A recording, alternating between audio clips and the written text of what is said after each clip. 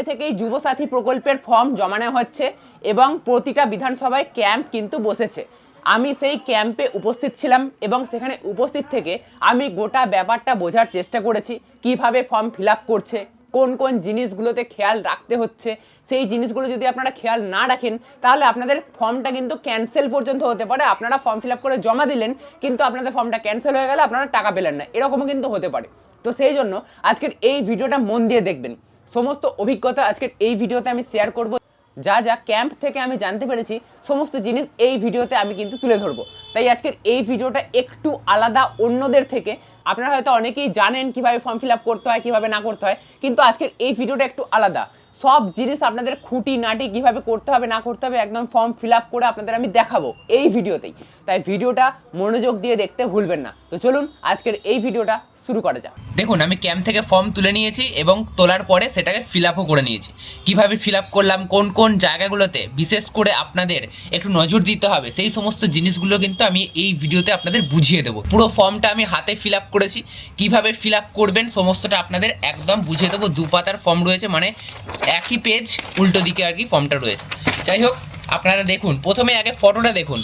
ফটোটা কিভাবে চিটিয়েছি, ফটোটা চেটানোর পর কীভাবে সইটা করেছি। এরকমভাবে কিন্তু আপনাকে হাফ এই কাগজের মধ্যে রাখতে হবে সই, আর হাফ রাখতে হবে আপনাকে ফটোর উপরে সই।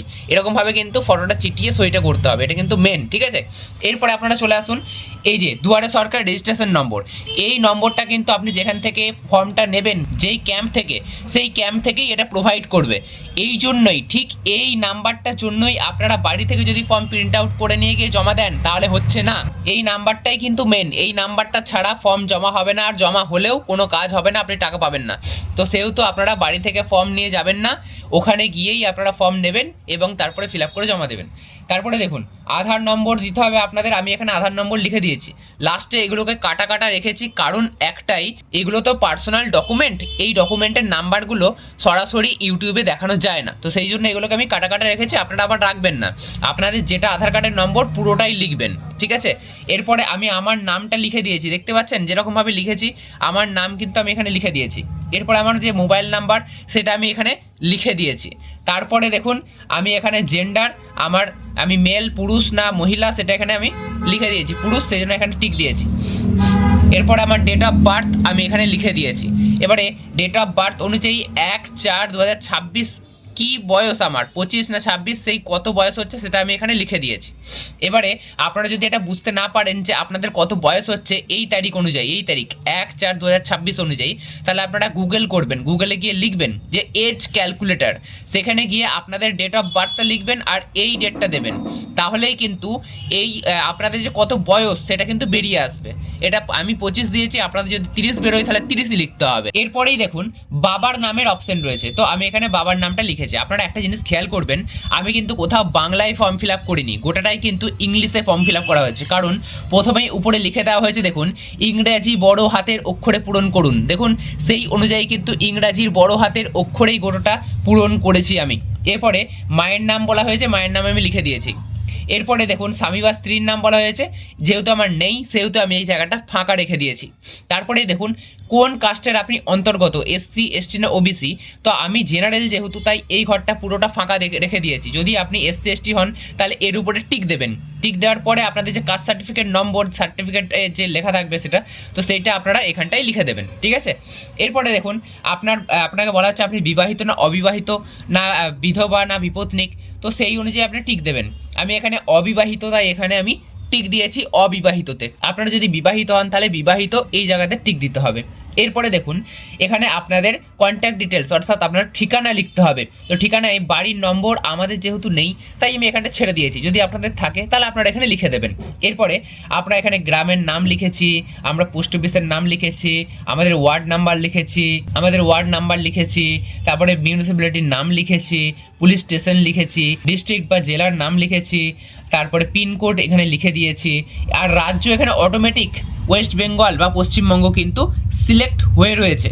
তো সেক্ষেত্রে আপনাদের আলাদা করে এখানে কিন্তু কিছু লিখতে হবে না, এটা অটোমেটিক প্রিন্ট হয়ে এসছে। তো এই বাকি জায়গাটা আপনাদেরকে ফিল আপ করতে হবে আপনাদের পুরো ঠিকানাটা, ঠিক আছে? তো এই পুরো পাতাটা ফর্ম ফিল আপ করা একদম কমপ্লিট হয়ে গেল। এমন কিছুই না ফর্ম ফিল আপ, তবুও আপনাদের ভালোভাবে দেখিয়ে দিচ্ছি। এবারে আমরা উল্টো পাতায় চলে আসবো। এবারে দেখুন মাধ্যমিক বা সমতুল্য পরীক্ষার বিবরণ। এখানে আপনাদের মাধ্যমিকের রোল এবং তারপরে নম্বর লিখতে হবে। দেখুন আমি লিখে দিয়েছি। তারপরে কোন বছর আপনি পাস করেছেন সেটা আপনাদের এখানে লিখতে হবে। তারপরে কোন বোর্ড থেকে আপনি পাস করেছেন সেটা এখানে আপনাদের টিক দিতে হবে। আমি টিক দিয়ে দিয়েছি। এরপরে আপনার সর্বোচ্চ কোয়ালিফিকেশন মানে কত দূর পর্যন্ত আপনি সর্বোচ্চ পড়াশোনা করেছেন সেটা লিখতে হবে। আমি এখানে লিখে দিয়েছি। এরপরে আপনার বর্তমান পেশা, এই জায়গাটা ভালো করে বুঝবেন। আপনি যদি এখানে কোনো পেশা আপনি লিখে দেন যে আপনি এই পেশার সাথে যুক্ত, তাহলে কিন্তু এই প্রকল্পের আন্ডারে আপনি আসবেন না এবং টাকা পাবেন না। তো সেক্ষেত্রে আপনাকে এখানে আনএমপ্লয়েড বা আপনি বেকার সেটা কিন্তু লিখতে হবে, আমি যেরকমভাবে লিখেছি। এরপরে সবথেকে গুরুত্বপূর্ণ যে ব্যাংকের অ্যাকাউন্টে আপনাদের এই টাকাটা ঢুকবে সেই ব্যাংকের অ্যাকাউন্টের এখানে বিবরণ দিতে হবে। আমার যেহেতু এখানে স্টেট ব্যাংক অফ ইন্ডিয়া, তো সেহেতু এখানে স্টেট ব্যাংক অফ ইন্ডিয়া ব্যাংকের নাম আমি লিখেছি, আর ব্যাংকের শাখার নাম আমাদের মেন ব্রাঞ্চ, তো আমি লিখে দিয়েছি। এরপরে ব্যাংকের অ্যাকাউন্ট নম্বর আমি লিখে দিয়েছি। আইএফএসসি কোডও কিন্তু আপনারা দেখতে পাচ্ছেন আমি এখানে লিখে দিয়েছি। প্রত্যেকটা জিনিস কিভাবে লিখেছে আপনারা কিন্তু দেখবেন, হ্যাঁ ভালো করে লক্ষ্য করবেন। যেখানে যেখানে স্পেস দেওয়া দরকার সেখানে সেখানে একটা করে ঘর এখানে স্পেস দেওয়া রয়েছে, আপনারা দেখতে পাচ্ছেন। তো ভালো করে সবটা নোটিস করবেন। এরপরে দেখুন অন্য কোনো সরকারি সাহায্য পান কি না, রাজ্য সরকার প্রদত্ত শিক্ষাগত সুবিধা বা বৃত্তি ছাড়া। তো এখানে আপনাদের এটা নো করতে হবে। যদি আপনি ইয়েস করেন তাহলে কি সুবিধা পান সেটা আপনাদের এখানে লিখতে হবে। যদি আপনি কৃষক বন্ধুর সুবিধা পান তাহলে আপনারা কি এখানে হ্যাঁ করবেন না না করবেন? আপনারা এখানে হ্যাঁ করবেন এবং এখানে লিখে দেবেন কৃষক বন্ধু। তাহলে এখানে বোঝা যাবে যে কৃষক বন্ধুর আপনি সুবিধা পান। কিছু লোকানোর দরকার নেই সরকারের তরফ থেকে, সরকার এমনি সব কিছু জানতে পারবে। সরকারের কাছে সব ডেটাই রয়েছে। কৃষক বন্ধুর ডেটা যেমন রয়েছে, এটাও সরকারি প্রকল্প, রাজ্য সরকারি প্রকল্প কৃষক বন্ধু, আবার এইটাও রাজ্য সরকারেরই প্রকল্প। তো এই রাজ্য সরকারের কাছ থেকে আপনি কিছু লোকাতে পারবেন না চেষ্টা করলেও। তো এখানে লিখে দেবেন হ্যাঁ এবং কৃষক বন্ধু এখানে লিখে দেবেন। এরপরে সব থেকে গুরুত্বপূর্ণ জিনিস ভালো করে বুঝবেন যে কি কি ডকুমেন্ট আপনাদের দিতে হবে। এখানে মোট 6টা ডকুমেন্ট রয়েছে। এই 6 নম্বরটা কম্পালসারি নয়, থাকলে দেবেন না থাকলে না দেবেন, তবে এই 5টা কিন্তু আপনাদের দিতেই হবে। কি কি রয়েছে? প্রথমেই রয়েছে মাধ্যমিকের অ্যাডমিট, এটা আপনাদের দিতেই হবে। যেটা দেবেন সে তার পাশে কিন্তু এরকম রাইট চিহ্ন দেবেন, আমি যেরকম দিয়েছি। এরপরেই মাধ্যমিক পরীক্ষার মার্কশিট বা শিক্ষাগত যোগ্যতার সার্টিফিকেট, নয় মাধ্যমিকের মার্কশিট নাহলে সার্টিফিকেট দিতে হবে। তো যে কোনো একটা হলেই হবে, এখানে আমি রাইট দিয়েছি, এটাও কিন্তু দিতে হবে। এরপরে আপনাদের আধার কার্ডের ফটোকপি দিতে হবে, মানে জেরক্স, সেটা তো তার পাশেও আমি কিন্তু রাইট দিয়েছি। তারপরে ভোটার কার্ড দিতে হবে, তার পাশেও রাইট দিয়েছি। আর ব্যাংকের পাসবুকের প্রথম পেজ দিতে হবে, সেটাও কিন্তু আমি রাইট দিয়েছি। আপনাদের বলে রাখি এখানে কিন্তু একটা ডকুমেন্টও যদি বাদ যায় আপনাদের নাম এই প্রকল্প থেকে কাটা যাবে, ফর্মটা কিন্তু ক্যান্সেল হয়ে যাবে। তাই আপনারা সব এই সমস্ত ডকুমেন্টগুলো যেগুলো দিচ্ছেন এই ফর্মটার সাথে পিন করে তারপরে কিন্তু জমা দেবেন। এরপরেই দেখুন ঘোষণা দেওয়া হয়েছে, মানে আমি এত দ্বারা ঘোষণা করছি আমি পশ্চিমবঙ্গের স্থায়ী বাসিন্দা, আমি অদ্যাবধি একজন বেকার এবং আমি পশ্চিমবঙ্গ সরকারের কোনো সামাজিক নিরাপত্তা প্রকল্প বা কোনো ভাতার আওতার সাহায্য পাচ্ছি না। রাজ্য সরকার প্রদত্ত শিক্ষাগত সুবিধা বা বৃত্তি ছাড়া যদি এই সময়ের মধ্যে আমি কোনো কর্মসংস্থান পাই তবে আমি অবিলম্বে কর্তৃপক্ষকে জানাবো। অলরেডি যেটা কিন্তু বলা হয়েছে যে এই প্রকল্প যে পাবে তাকে একজন শিক্ষিত বেকার হতে হবে এবং যদি সে কর্মসংস্থান পেয়ে যায় তাহলে এই প্রকল্প থেকে সে কিন্তু বাদ চলে যাবে। এরপরে দেখুন 3 নম্বরে আরো একটা জিনিস বলা হয়েছে, আমার দ্বারা জমাকৃত সমস্ত তথ্য এবং নথিপত্র আমার জ্ঞান ও বিশ্বাস অনুযায়ী সত্য। যদি কোনো তথ্য বা নথি মিথ্যা প্রমাণিত হয় তবে আমার বিরুদ্ধে আইনানুগ ব্যবস্থা নেওয়া হবে এবং সুবিধাটি প্রত্যাহার করা হবে। তো এইগুলো আপনাকে ঘোষণা দেওয়া হয়েছে, এর নিচেই আপনাকে এখানে সই করে দিতে হবে। সই করার পর বাঁদিকের তারিখের উপরে কিন্তু তারিখ লিখতে হবে, ঠিক আমি যেরকমভাবে লিখে দিয়েছি। এরপরের পার্টটা দেখুন ভালোভাবে দেখবেন, এটা কিন্তু অ্যাকনলেজমেন্ট, মানে এটাকে আপনাদের ছিঁড়ে আপনাদেরকে দিয়ে দেওয়া হবে। দেখতে পাচ্ছেন এই দিকটা কিন্তু ওই জন্যই ফাঁকা রাখা হয়েছে। পুরো ফর্মটা কিন্তু ভালো করে দেখুন, পুরো ফর্মটা কিন্তু নিচের দিকটা ফাঁকা, এই জায়গাটা আপনাদের কেটে দেবে, এই জায়গাটা কেটে আপনাদের কিন্তু দিয়ে দেবে। তো এই জায়গাটা যেটা ফিল আপ করবে এটা কিন্তু ওরাই ফিল আপ করবে, যারা ক্যাম্পে বসে রয়েছে ওরাই এখানে দুয়ারে সরকার রেজিস্ট্রেশন নাম্বার লিখবে, যা যা রয়েছে এখানে সমস্ত কিন্তু ওরাই লিখবে, ওরাই করবে, দিয়ে আপনাকে এটা ছিঁড়ে আপনাকে দিয়ে দেবে। এটা প্রমাণ হলো যে আপনি এই প্রকল্পের আবেদন করেছেন এবং আপনার কাছে অ্যাকনলেজমেন্ট স্লিপ রয়েছে। তো এইটা নিতে কিন্তু ভুলবেন না, এটা আপনাকে ওরা কেটে দিয়ে দেবে, এখান থেকে কেটে দিয়ে দেবে, ঠিক আছে। এই হচ্ছে পুরো ফর্ম ফিল আপ, 2 পাতার ফর্ম ফিল আপ কীভাবে করবেন আমি আজকের এই ভিডিওতে আপনাদের আমি স্পষ্ট দেখিয়ে দিলাম। তো দেখতেই পেলেন কিভাবে আপনারা ফর্ম ফিল আপ করবেন। এবারে ফর্ম ফিল আপ হয়ে যাওয়ার পরে আপনাদের যে যে ডকুমেন্টগুলো বললাম সেই ডকুমেন্টগুলো আপনাকে জেরক্স করতে হবে। জেরক্স করার পর প্রতিটা জেরক্সের নিচে কিন্তু আপনাদের সই করতে হবে, প্রতিটা জেরক্সের নিচে কিন্তু আপনাদের সই করতে হবে।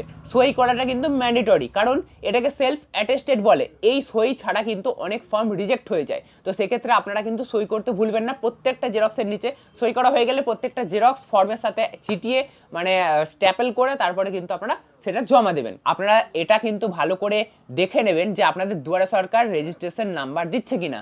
যদি আপনাদের ওই জায়গাটাকে ফাঁকা থাকে তাহলে আপনারা যদি ফর্ম জমা দিয়ে দেন তাহলে কিন্তু আপনারা টাকা পাবেন না। দুয়ারে সরকার রেজিস্ট্রেশন নাম্বার যেটা আমি ভিডিওর মধ্যেও দেখালাম ওটা কিন্তু ওখান থেকেই প্রোভাইড করবে, অর্থাৎ ক্যাম্প থেকে। তো ওটা কিন্তু থাকা বাধ্যতামূলক, নাহলে আপনার ফর্মের কোনো ভ্যালিডেশন নেই। আর আপনি যদি মনে করেন বাড়ি থেকে ফর্ম নিয়ে যাব গিয়ে ওখানে জমা দিয়ে দেবো, ওরকম কিন্তু সিস্টেম নেই। ওখান থেকেই ফর্ম নিতে হবে, ওখান থেকেই জমা দিতে হবে। অনেকের প্রশ্ন ছিল ভোটার কার্ড ছাড়া হবে কিনা, না হবে না। ভোটার শুধু আধার কার্ড দিয়ে হবে না, ওখানে যা যা ডকুমেন্ট আছে শুধু কাস্ট সার্টিফিকেট ছাড়া সমস্ত ডকুমেন্ট কিন্তু আপনাদের প্রোভাইড করতে হবে, নাহলে কিন্তু আপনাদের ফর্মই জমা নেওয়া হচ্ছে না। আপনারা ফর্ম যদি জমা দিয়েও দেন কোনো কোনো জায়গায় তাহলে কিন্তু আপনারা এই প্রকল্পের সুবিধা পাবেন না, অর্থাৎ মাসে মাসে 1500 টাকা করে কিন্তু পাবেন না। আপনাদের ফর্ম ক্যান্সেল বা রিজেক্ট হয়ে যাবে। আর ফর্মের উপরে যেখানে আমি ছবিটা চিটিয়ে দেখালাম যে সই করতে, তো সেইভাবেই আপনারা সই করবেন। হাফ ফটোর মধ্যে থাকবে, হাফ সই কাগজের মধ্যে থাকবে। ওরকমভাবে সই করলে তবেই কিন্তু আপনাদের ফর্মটা গ্রাহ্য হবে। আর ফর্মের মধ্যে কোনো কাটাকুটি করবেন না, কোনো হোয়াইটনার ব্যবহার করবেন না, কোথাও ছোট হাতের বড় হাতের মিলিয়ে মিশিয়ে ইংরেজিতে লিখবেন না, বাংলায় ফর্ম ফিল আপ করবেন না, কালো বা নীল কালিতে ফর্ম ফিল আপ করবেন, অন্য কোনো কালিতে ফর্ম ফিল আপ করবেন না। এগুলো বেসিক জিনিস, এগুলো নিশ্চয়ই আপনারা জানেন। আশা করব এই ভিডিও থেকে আপনারা গোটাটা বুঝতে পেরেছেন কিভাবে করবেন না করবেন, ফর্ম ফিল আপ করবেন।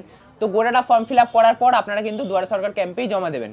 এবারে জমা দেওয়ার পর কিভাবে স্ট্যাটাস দেখবেন না দেখবেন সেই সমস্ত ভিডিও অলরেডি পর আসবে, এই চ্যানেলেই আসবে, চিন্তা করবেন না। আপনাদের সুবিধার জন্যই এই চ্যানেল, প্রত্যেকটা ভিডিও যেগুলো দরকার সেগুলো এই চ্যানেলেই আসবে, তাই চ্যানেলটিকে সাবস্ক্রাইব করে রাখতে ভুলবেন না। আজকের ভিডিওটা যদি আপনাদের ভালো লাগে তাহলে অবশ্যই একটা লাইক করবেন আর কমেন্ট করে জানাবেন যে আপনাদের আর কোনো জিজ্ঞাসা আছে কিনা।